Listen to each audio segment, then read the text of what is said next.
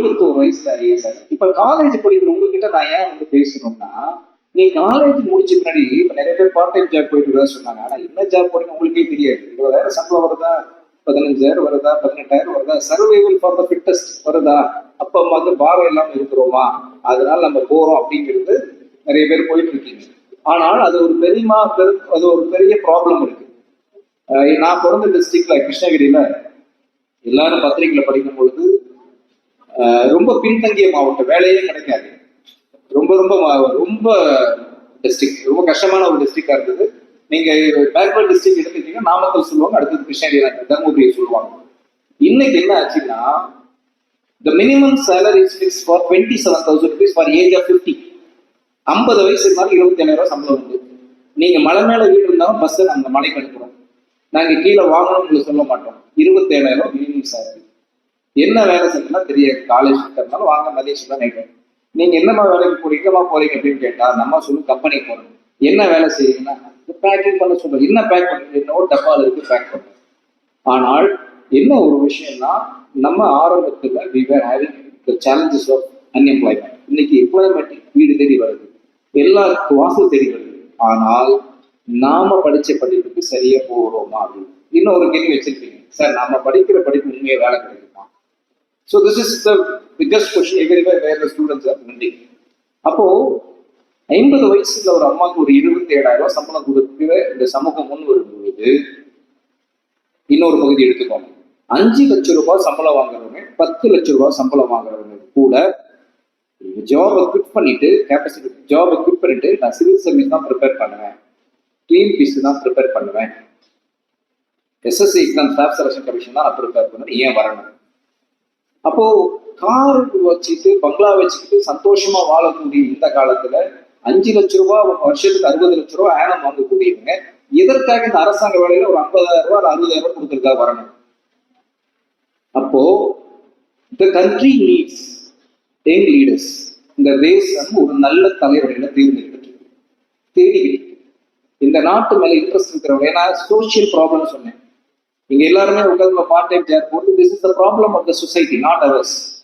நம்ம இன்னைக்கு கிடைச்ச வேலைக்கு போறோம், எந்த சினிமா வேணா பார்க்குறோம், மொபைல் எந்த ரீல்ஸ் வேணாலும் பார்க்குறோம், எந்த ஆப்பை வேணாலும் திறக்கிறோம். எதுக்கு திறக்கிறோம், எதுக்காக நம்ம பண்றோம், எதுவுமே கிடையாது. Because we have gated in the hand. The society is allowed us to control it. அப்போ வேற வழி இல்லாம நம்ம பண்ணிட்டு இருக்கோம். இதில் நமக்கு ஏதாவது யூஸ் இருக்கான்னு பாருங்க, கிடையாது. ஏதாவது ஒரு யூஸ் டூடே உட்காந்து பாருங்க. இதுல நம்ம பார்க்குறோம், காலையில இருந்து பஸ்ல பார்க்குறோம், சார் டைப் பாஸ் பாட்டு கேட்கிறோம், என்னென்னவோ பண்றோம். ஃபைனலா ஈவினிங் ஒரு கொஸ்டின் கேளுங்க, இது ஏதாவது உனக்கு யூஸ் கண்ண அப்படின்னா யூஸ் கிடையாது. சரி வேற வழி இல்லை, நெட் பேக் பண்ணியாச்சு, பொழுத போக்கி ஆகணும், பண்ணிடுறோம். ஆனால் இந்த தேசத்துல 10 லட்ச ரூபா சம்பளம் வாங்குற கூட அந்த கவர்மெண்ட் எக்ஸாம் வராங்கன்னா வந்து பாஸ் பண்ண விரும்புறாங்க, பாஸ் பண்ணிட்டு இருக்காங்க. ஏன்னா அவங்களுக்கு இந்த நாட்டு மேலேயும் எதிர்கால தலைமுறை மேலேயும் இங்க இருக்கிற ஏழை மக்கள் மேலேயும் அக்கறை இருக்கு. பிரச்சனையை ஒவ்வொரு நாளா பேட்சா நம்ம சால்வ் பண்ண முடியாது. நிரந்தர தீர்வு ஒரு சிவில் சர்வீஸால தான் முடியும், ஒரு ஐஏஎஸ்ஆல தான் முடியும், ஒரு டிஆர்ஓவால தான் முடியும், ஒரு தாசில்தாரால தான் முடியும், ஒரு சப் கலெக்டரால தான் முடியும், ஒரு ஆர்ஐவால தான் முடியும், ஒரு விஓவால தான் முடியும். அப்படிங்கிறதுக்காக தான் அரசாங்க வேலைக்கு வராங்க. இப்போ சப்போஸ் ஒரு வேற யூபிஎஸ்சி எக்ஸாமை கிராக் பண்ணி கூட இதே சப்ஜெக்ட் எடுத்து நீங்க ஸ்டாஃப் செலக்ஷன் கமிஷன் எக்ஸாம் எழுதலாம். இந்த ஸ்டாஃப் செலக்ஷன் கமிஷன்ல பாத்தீங்கன்னா நீங்க நியூஸ் பேப்பர்ல பெருசா பரபரப்பா பேசப்படுகிற CBI, central bureau of investigation, CBI, narcotics NIA, ED enforcement directorate, customs, excise, accounts audit account service, இந்த மாதிரி சென்ட்ரல் கவர்மெண்ட் எல்லா மினிஸ்ட்ரியல் சர்வீஸும் சரி, அதே போல செக்ரட்டரி சர்வீஸ், எல்லா சென்ட்ரல் கவர்மெண்ட்டுக்கும் எங்கிருந்து ஆள் எடுக்கிறாங்கன்னா இந்த ஸ்டாஃப் செலக்ஷன் கமிஷன் எக்ஸாம் தான் இருக்கும். இங்கிருந்து நீங்க இன்கம் டேக்ஸ் ஆஃபீஸ் எப்பயாவது விசிட் பண்ணி பாருங்க, கோயம்புத்தூர் இன்கம் டேக்ஸ் ஆஃபீஸ் அல்லது சென்னையில் இருக்கிற இன்கம் டேக்ஸ், அங்க ஒரு 5,000 பேர் வேலை செய்யணும், 4,900 பேர் வந்து வட இந்தியர்கள், 100 பேர் கூட தமிழர்கள் கிடையாது. 25 வருஷத்துக்கு முன்னாடி யாரும் கேட்டாலும் சென்ட்ரல் கவர்மெண்ட்ல தான் நம்ம அவங்க வேலை பார்த்துட்டு இருக்கோம். சென்ட்ரல் கவர்மெண்ட்ல மட்டும்தான் தமிழர்கள் வேலை பார்த்துட்டு இருக்கோம். லாஸ்ட் 25 இயர்ஸ் அது சுத்தமா போயிடுச்சு. இப்ப யாரு பண்றாங்க, நார்த் இந்தியா தான் எடுக்கிறாங்க. கூகுள் பண்ணி பாருங்க, சாசாராம் ஒரு ரயில்வே ஸ்டேஷன் ஜங்ஷன், சாசாராம், அந்த ரயில்வே ஜங்ஷன் பேரு சாசாராம். அந்த சாசாராம் ரயில்வே ஸ்டேஷன்ல பாத்தீங்கன்னா ஒரு நாளைக்கு குறைஞ்சபட்சம் 3,000 4,000 பசங்க ரயில்வே ஸ்டேஷன் உட்காந்து படிக்கிறாங்க. வருஷத்துக்கு 2,000 பேர் அந்த ரயில்வே ஸ்டேஷனை மட்டும் படிச்சு பாஸ் பண்றாங்க. அவங்களுக்கு வேற வழி கிடையாது. எக்ஸாம் எழுதி தான் அதிகாரத்துக்கு வரணுங்கிறது தான் அவனோட எண்ணம். அதிகார பவருக்கு வரணும். நான் பவருக்கு வந்து என்னோட பெருமை, எங்க அப்பாவை நான் வந்து உயரத்துக்கு கொண்டு போய் வைப்பேன், எங்க அம்மாவை சந்தோஷப்படுத்துவேன், இந்த நாட்டை சந்தோஷப்படுத்துவேன், என் தெருவை அழகுபடுத்துவேன், நிரந்தர சம்பளம் வாங்குவேன், என்னால் முடிந்தது என் சமூகத்திற்கு நான் வந்து உதவி பண்ணணுங்கிற ஒரே ஒரு லட்சியம், ஒரு கொள்கை அவங்க அந்த சாசாரம் இடத்துல கூகுள் படி பார்த்தீங்கன்னா தெரியும். அந்த சாசாரம் வயசுல அதே போல தான் படிச்சு தேர்ச்சி பெற்ற பிறகு அந்த மாணவர் புத்தகத்தை எடுத்துட்டு போக மாட்டாங்க. அங்க படிக்கிற அடுத்த ஜெனரேஷன் பசங்களுக்கு அந்த புத்தகத்தை கொடுத்துருவாங்க. ஸோ புத்தகத்தை கொடுத்து போயிட்டா திரும்ப அதே அப்படியே கண்டினியூ ஆகிட்டே இருக்கும். அந்த புக் அங்கேயே இருக்கும், நோட்ஸ் ஆஃப் லெசன்ஸ் அங்கேயே இருக்கும், மெட்டீரியல் அப்படியே இருக்கும், மாடல் கொஸ்டின் பேப்பர்ஸ் அங்கேயே இருக்கும், மார்க் டெஸ்ட் அங்கேயே நடத்துவாங்க. இப்படியே இந்த மாதிரி பண்ணிட்டு இருப்பாங்க. ஸோ இன்னும் ஒரு யூபிஎஸ்சி பத்தி உத்தரப்பிரதேசத்துல ஒரு ஊர் பேரு ஐஏஎஸ் ஊர். அந்த ஊர் 75 வீடு இருக்கு, 450 பேர் ஐஏஎஸ் ஐபிஎஸ். 75 வீடு தான் முசாபர் நினைக்கிறேன். ஸோ அப்போ ஏன் இவங்க எல்லாம் ஒரு பெரிய கான்ட்ரிபியூஷன் தேசத்துக்கு பண்றாங்க அப்படின்னா, நாம பிறப்பில் ஏழையா இருக்கலாம், பிறப்பில் கொள்கை இல்லாம இருந்திருக்கலாம். நம்ம கொள்கை இல்லாம பிறப்போம். ஏன்னா பிறக்கும் பொழுது எல்லா அம்மாவுக்கும் நம்ம குழந்தைய பொறுத்தவரை அவங்களுக்கு ஒரு பெரிய பிரின்சஸ் கிடைச்ச மாதிரி, ஒரு குயின் கிடைச்ச மாதிரி, ஒரு ராஜா கிடைச்ச மாதிரி நம்மளை எடுத்து ரொம்ப பாராட்டிட்டு இருப்பாங்க, ரொம்ப சந்தோஷப்படுத்திருப்பாங்க, செல்லம் கொடுத்து வளர்த்துவாங்க, கேஎஃப்சி சிக்கன் கொடுத்து வளர்த்துவாங்க, நல்ல ஹேண்ட்ரைட் ஃபோன் வாங்கி கொடுத்து வளர்த்துவாங்க, நல்ல 10 ரூபாய் நடந்தே போகாம பஸ் ஏறி வீட்டுக்கிட்டே இறங்கணும் பண்ணணும். இது அவங்க duty, it's their duty, right? நம்ம சிட்டிசனா நம்ம அப்பா அம்மாவை ஏமாத்தாம நம்ம அவங்கள வந்து இந்த பாருங்க, உங்க மகள் நிர்மலா காலேஜ் தான் நான் படித்தேன், இதே டிஸ்ட்ரிக்ட் நான் சிவில் சர்வீஸ் எக்ஸாம் வந்து பாஸ் பண்ணுவேன், இதே டிஸ்ட்ரிக்ட் நான் கலெக்டர் வருவேன். கூகுளில் பாருங்க, அம்பிகான ஒரு அம்மா, அம்பிகான ஒரு சகோதரி 10ஆம் வகுப்பு இருக்கும்போது திருமணம் பண்ணிடுறாங்க, 10th ஸ்டாண்டர்ட் இருக்கும்போது திருமணம் பண்ணிடுறாங்க. ஒரு போலீஸ் கான்ஸ்டபிள், அவர் ரொம்ப நல்லவரா இருக்காரு. அந்த அம்மாவை +2 கரஸ்ல எழுதி பாஸ் பண்ண வைக்கிறார். அந்த அம்மா பாஸ் பண்ணுது, அது படிக்க ஆசைப்படுது, அவர் அதை வர வைக்கிறாரு. எந்த விதமான ஜெண்டர் டிஸ்கிரிமினேஷன். அண்டர் கிராஜுவேட் படிக்குது, பாஸ் பண்ணி வச்சிடலாம். சிவில் சர்வீஸ் எக்ஸாம் எழுதுறேன்னு அந்த அம்மா கேட்குது. வேற ஒருத்தர் என்ன சொல்லியிருப்பாங்க, இதெல்லாம் உங்களுக்கு தேவையான்னு சொல்லியிருப்பாங்க. அந்த அம்மா சிவில் சர்வீஸ் எழுதுறாங்க, ஐபிஎஸ் ஆஃபீஸர் ஆகிறாங்க. அவங்களுக்கு ஐபிஎஸ் ஆகும்போது 3 குழந்தைங்க. நினைச்சு பாருங்க, அவங்க 10th டிகிரி முடிக்கிற 3 குழந்தை ஆயிடுச்சு. அந்த அம்மா ஐபிஎஸ் ஆகுறாங்க. தன் கணவர் சப் இன்ஸ்பெக்டர், அப்பதான் ப்ரொமோஷன் ஆகிற நேரத்துக்கு அவங்க ஹஸ்பண்ட் அந்த அம்மா எஸ்பி வரும்பொழுது விஷ் பண்ணி வர வைக்கிறார்.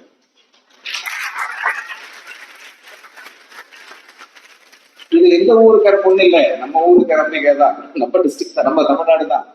ஆந்திராவில் இருக்காங்க, ஆந்திராவுக்கு திருமணம் செய்து.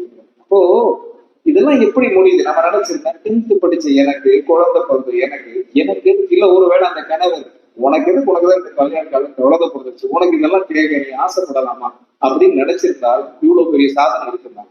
அவங்க சாதனை நம்ம இங்க ஏன் எடுத்து பேசுறோம்னா, to just know the lesson of how they are develop, how they have in real interest to develop themself அப்படிங்கிறத நம்ம படிக்கிறது ஷார்ட் ஆஃப் லெசன் தான். இதெல்லாம் இந்த மாதிரி அவங்க முன்னுக்கு வந்திருக்காங்க. அப்போ இந்த எஸ்எஸ்சி எக்ஸாம்ல நான் சொன்ன மாதிரி இந்த இடி எக்ஸாம் இதெல்லாம் அங்கேயும் 4 சப்ஜெக்ட் தான். General knowledge, general awareness, general English, general science. இந்த 4 சப்ஜெக்ட் தான். டயர் 1 எக்ஸாம் நடக்கும், டயர் 2 நடக்கும். எப்படி ப்ரிலிம்ஸ் எக்ஸாம், மெயின்ஸ் எக்ஸாமோ அங்கே டயர் 1 ஒரு எக்ஸாம் நடக்கும், டயர் 2 ஒரு எக்ஸாம் நடக்கும். 100 மார்க் அந்த கொஸ்டின், 100 கொஸ்டின் 200 மார்க் எக்ஸாம் எழுதினா போகணும். சிஜிஎல்னு சொல்லுவாங்க எஸ்எஸ்சியில், சிஜிஎல் கம்பைன்டு கிராஜுவேட் லெவல். இந்த கம்பைன்டு கிராஜுவேட் லெவல்னா டிகிரி படிச்சவங்க எழுதுறது, பெரிய ஆஃபீஸராக ஜாயின் பண்ணிடுவீங்க. ஒரு டிஎஸ்பி ரேங்க் மாதிரி சிபிஐலேருந்து வரோம்னா எவ்வளோ பெரிய ஆளாக இருந்தால் பதறிடுவாங்க. இடியிலேருந்து வரீங்கன்னா இடி தான் நியூஸ் பேப்பர் திறந்தா அரசியல்வாதிகள்லாம் பயப்படுறாங்க. இப்போ நார்கோட்டிக்ஸ்லாம் சொல்லவே தேவையில்லை. அது போல நீங்க எவ்வளவு பெரிய நிறுவனங்கள் நடத்திட்டு இருந்தாலும் அக்கௌண்ட் ஜெனரல் கீழே தான் பயந்துதான் ஆகணும், எக்ஸம்ஷனுக்கு பயந்துதான் ஆகணும். எவ்வளவு பெரிய ஆகணும் இந்த எஸ்எஸ்சி எக்ஸாம் தான். ஆனா 4 சப்ஜெக்ட் தான் நம்ம ஸ்கூல்ல படிச்ச சிலபஸ் தான்.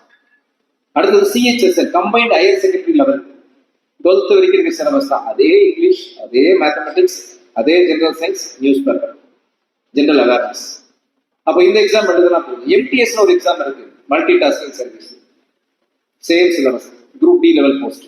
ரயில்வேல அதே மாதிரி NTPC post, group D post. எல்லாத்துக்குமே அடிப்படை என்னன்னா, நம்ம வீட்டுக்கு ஒரு லைப்ரரி உருவாக்கணும். இந்த லைப்ரரிங்கிறது என்னன்னா 6th ஸ்டாண்டர்ட்ல இருந்து 12th ஸ்டாண்டர்ட் வரைக்கும் நம்ம படிச்ச எல்லா புத்தகத்தையும் எடுத்து நம்ம லைப்ரரி ஆக்கணும். தரையில உட்காந்து படிக்கணும். காலேஜ் சிலபஸ் எடுத்து அண்டர்லைன் பண்ணி படிக்கணும், அண்டர்லைன் ஸ்கிரிபிள் பண்ணி படிக்கணும். நிறைய ரெஃப் நோட்ஸ் வச்சுக்கணும். பேக்கெட் பர்ஸ் வச்சிருக்கணும், அப்பா அம்மா போட்டு வச்சுக்கணும். ஏன்னா every day we should think that இவங்க இல்லைன்னா நம்ம இல்லை, நமக்காக இவங்க இருக்கிறாங்க, நம்ம திருப்பி அவங்களை கொடுக்கறது, நம்ம கொடுக்கறது என்னன்னா இந்த மாதிரி பதவி தான். நீங்க ஒரு சின்ன உதாரணம் சொல்றேன். இந்த கோயம்புத்தூர் பகுதி எனக்கு தெரிஞ்ச நிர்மலா காலேஜுக்கு வந்து கூட நிறைய அலுமினி ஏறத்தாழ 78 ஆண்டுகள்ல நிறைய பேர் அமெரிக்காவில் போயிருப்பாங்க, பல நாடுகளில் போய் முன்னேறி இருப்பாங்க, பல கோடிகளை சம்பாதிச்சிருப்பாங்க, பல பங்களாக்கள் வச்சிருப்பாங்க, பல விலை உயர்ந்த காரணங்களாக வச்சிருப்பாங்க. ஆனா அவங்க எல்லாம் கூப்பிட்டு சந்தோஷப்படுத்த மாட்டாங்க. ஆனால் இங்க இருக்கிற ஒரு மாணவர் ஒரு சிவில் சர்வீஸ் எக்ஸாம் எழுதினாலும் டிஎன்பிஎஸ் எக்ஸாம் எழுதி பாஸ் பண்ணா அந்த பேங்க் ட்ரிப் எவ்வளவு பெரிய மரியாதை இருக்கு. இந்த பேங்க் ட்ரிப்ல கூப்பிட்டாங்க, அந்த காம்படிட்டிவ் எக்ஸாம் எழுதி வந்து உள்ள வருது, வேற வழி. ஏன்னா அவங்க தேசத்துக்காக வேலை செய்யணும், அவங்களுக்கு மட்டும்தான் வரவேற்கணும். அப்போ நீங்க தேசத்துக்காக வேலை பார்க்கறத நானும் இங்க வந்திருக்கேன். நீங்க பெரிய பணக்கார அவருக்கு கிடையாது. You can become a leader, business leader at any moment. Once you have money, you become a business leader. Or if you have a proper guidance to make your business merchant, definitely you can become a business merchant. அதுக்கு ஒன்றும் பெரிய இது இல்லை. அதுக்கு என்ன ஒரு private any corporate, they are running so many courses, so many courses பண்றாங்க, orientation பண்றாங்க, how to become a business woman-ங்கிறது நிறைய காம்படிஷன் இதுக்காக பண்ணி பிசினஸ் பண்றாங்க. You can definitely grow at anywhere. ஆனால் நீங்க தேசத்துக்கு வேலை பார்க்க வரணும். ஏன் இந்த எல்லா கோர்ஸும் சொன்னேன்னா, நீங்க யூபிஎஸ்சியில விட்டாலும் சரி, டிஎன்பிஎஸ்சி எக்ஸாம்ல குரூப் 1, குரூப் 2, குரூப் 4, குரூப் 5, அதாவது குரூப் 5 எக்ஸாம் இருந்தாலும் சரி, அல்லது இந்த குரூப் 5 வந்து பார்த்தீங்கன்னா குறிப்பா இந்த ஃபாரஸ்ட் எல்லாம் நடக்கிற எக்ஸாம், அது பெரும்பாலும் நீங்க யாரும் நீங்க அட்டன் பண்ண மாட்டீங்க. அதாவது குரூப் 1, குரூப் 2, குரூப் 4 தான் நீங்க பண்ணுவீங்க. ஸோ குரூப் 4 எக்ஸாம் நெக்ஸ்ட் விட்ட எஸ்எஸ்சி எக்ஸாம். எஸ்எஸ்சி எக்ஸாம்ல 10 லட்சம் பேர் எடுக்கிறாங்க வேலைக்கு. எஸ்எஸ்சியில மட்டுமே வருஷத்துக்கு 10 லட்சம் பேர். அந்த 10, அதாவது டிஎன்பிஎஸ்சி குரூப் 2, குரூப் 4 ரெண்டுமே மட்டும் சேர்க்கிறாங்க, குறைஞ்சபட்சம் 50,000 கவுண்ட். எங்க இருந்தாலும் அடிச்சு உள்ள போயிடலாம். அதனால வந்து எந்த இடத்துலயுமே நீங்க ஸ்கூல்ல படிச்ச சிலபஸ் மட்டுமே வச்சு ஈஸியா ஜெயிச்சிடலாம். ஆனா எல்லாத்துக்கும் தேவை என்னன்னா, சிலபஸ் பத்தி இன்னொரு நாளைக்கு நீண்டமா பேசுவோம். அதோட கொஸ்டின்ஸ் பத்தி பாத்தீங்கன்னா நீங்க எடுத்து பாத்தீங்கன்னா ரொம்ப சிம்பிளா இருக்கும். நான் ஒரு ரீசெண்டா ஒரு அக்ரி காலேஜ், பிஜிபி அக்ரி காலேஜுக்கு போயிருந்தேன். அக்ரி ஸ்டூடெண்ட்ஸோட ப்ரொஃபஷனல் ஸ்டூடெண்ட்ஸோட இன்ட்ராக்ட் பண்ணேன். ஸோ அப்போ ஒரு கொஸ்டின் பேப்பரை பத்தி நாங்கள் இன்ட்ராக்ட் பண்ணோம். அக்ரிகல்ச்சர் பேப்பர் ஆப்ஷனை பத்தி எப்படி எழுதலாம் அப்படின்னு. அந்த கொஸ்டினை பத்தி ஸ்டூடெண்ட்ஸ் பேசும்பொழுது எல்லாமே அவங்க படிக்கிறது, சார் இது வந்து எங்களுக்கு ஃபர்ஸ்ட் இயர்ல இருந்தது சார், இது செகண்ட் இயர்ல இருந்தது சார், தேர்ட் இயர்ல இருந்தது சார், இதுக்கா சார் ஐஏஎஸ் கூட பெரிய கஷ்டம்னு சொன்னாங்க, என்னால இது முடியும் சார் அப்படின்ட்டு. கிட்டத்தட்ட 400 ஸ்டூடெண்ட், ஃபர்ஸ்ட் இயர்ல இருந்து ஃபைனல் இயருக்கு 400 ஸ்டூடெண்ட், 350 பேர் மேல நான் எழுதுறேன் சார் இருக்கிறாங்க. செகண்ட், ஆனால் எழுதுகிற உந்துதல் எதின் அடிப்படையில் வருதுன்னா சிலபஸை பார்க்கும்போது it was very easy. So my dear students, I hope that இந்த இடத்துல டுடே இட்ஸ் பிகினிங், ஒரு ஆரம்பம். இந்த இடத்துல உங்களுடைய கரியரை நீங்க கொஞ்சம் ஃபோக்கஸ் பண்ணி இந்த ஃபர்ஸ்ட் இயர், அதாவது தேர்ட் இயர்ல இருக்கீங்க, நீங்க தேர்ட் இயர் முடிச்ச உடனே கிடைக்கிற வேலைக்கு தயவு செய்து போயிடாதீங்க. அது ரொம்ப ரொம்ப முக்கியமான விஷயம். ஏன்னா எல்லாருமே பிளேஸ்மெண்ட் கிடைச்சா போதுன்னு போறீங்க. பிளேஸ்மெண்ட் எடுக்கிறதுக்கு முன்னாடி you just find it is suitable for you. உங்களுடைய கேரக்டருக்கும், உங்களுடைய ஆட்டிடியூடுக்கும், உங்களுடைய குவாலிஃபிகேஷனுக்கும், உங்களுடைய கோர் சப்ஜெக்டுக்கும் சூட்டபிளான பேப்பரான்னு செக் பண்ணிட்டு நீங்க அந்த ஜாப் எடுங்க. That is very very important. So I hope so. எனக்கு வந்து 50 மாணவர்கள், அதாவது ஒரு 50 ஸ்டூடெண்ட் சீரியஸ் பிளேயர் வந்தீங்கன்னா, சீரியஸ் பிளேயர்னா சார் இந்த எக்ஸாம் நான் பாஸ் பண்ணி ஆகுவேன் சார், செகண்ட் தாட்டே கிடையாது சார், சீரியஸ் பிளேயர் தான் I will give you all the support. So where you get 100% success. நான் அந்த 36 பேர் 60 எப்படி சொன்னாலும் அது போல சீரியஸ் பிளேயர் தான் டெஃபினெட்லி கேன் கெட் சக்சஸ். இன்னொரு பக்கம் இப்போ படிக்கும் பொழுதே வந்து உங்களுக்கு ஏதாவது கரண்ட் அஃபேர்ஸ்னா நடப்பு நிகழ்வு, நீங்க நியூஸ் பேப்பர் எப்படி படிக்கணும், அதுல என்னென்ன மாதிரி கொஸ்டின்ஸ் கேட்பாங்க சார் அப்படின்னா, you can subscribe our YouTube channel Keystone IAS academy YouTube சேனலை சப்ஸ்கிரைப் பண்ணீங்கன்னா you will know that UPSC மட்டும் ப்ரிப்பேர் பண்ற students Keystone IAS academy subscribe பண்ணா உங்களுக்கு அதுல வந்து டெய்லி நோட்ஸ் ஆஃப் லெசன் வந்து எவ்ரி ஈவினிங் நாங்க போட்டுட்டு இருக்கோம். காம்படிட்டிவ் எக்ஸாம் படிக்கிறோம் யூபிசி. ஒருவேளை டிஎன்பிசி குரூப் 1, குரூப் 2 அல்ல எஸ்எஸ் எக்ஸாம் ப்ரிப்பேர் பண்ணீங்கன்னா you can just subscribe Rajiv Gandhi IAS academy. அது ஆல்ரெடி ஒரு 50,000 ஸ்டூடெண்ட்ஸ் அது ஆன்லைன்ல படிச்சுட்டு இருக்காங்க ஃப்ரீயா தான். ஸோ அதையும் நீங்க வந்து சப்ஸ்கிரைப் பண்ணிக்கலாம். சப்ஸ்கிரைப் பண்ணீங்கன்னா அதுல எப்படி கொஸ்டின்ஸ் ப்ரீவியஸ் இயர் கொஸ்டின் இருக்காங்க. எனக்கு இந்த கல்லூரியில பேசோட வாய்ப்பு நல்கிய குமுதனுக்கும், அதே போல ரொம்ப மதிப்புக்குரிய principal madam, control of examination madam, dean madam மற்றும் ப்ரொஃபஸர், ஸ்டூடெண்ட்ஸ் எல்லாருக்கும் என்னுடைய ஒரு தாழ்வான வேண்டுகோள் என்னன்னா, இந்த இடத்துல ஒரு வேண்டுகோள் தான் சொன்னேன், நன்றி சொல்லலை. அதனால இருக்குன்னா யாராவது உண்மையாகவே டிசர்வ்டு கேண்டிடேட்ஸ், ரொம்ப ஏழை பசங்க சிவில் சர்வீஸ் எக்ஸாம் எழுதணும் சார், இல்லை குரூப் 1 எக்ஸாம் எழுதணும்னா எனக்கு ஒரு 10 ஸ்டூடெண்ட்ஸ் அடையாளம் கண்டுபிடிச்சு கொடுங்க. எனக்கு ₹1 பணம் கூட கொடுக்காதீங்க. நான் அந்த ஸ்டூடெண்ட்ஸை வந்து நிர்மலா காலேஜோட என்ட்ரன்ஸ் போர்டில் அவங்களோட பேரை 2027 அவங்க ஒரு ஆஃபீஸராக போடும்படியாக நான் செய்து கொடுக்கின்ற வாக்குறுதி பற்றி நிறைவேற்றிருக்கேன். நன்றி, வணக்கம். We are the union members of Nirmala College for Women.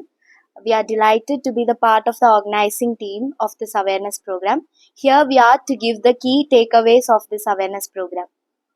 Close your eyes, dream big, keep smiling. We are grateful to the collaborators, Keystone IAS Academy and Kumudam Nadu. Thank you.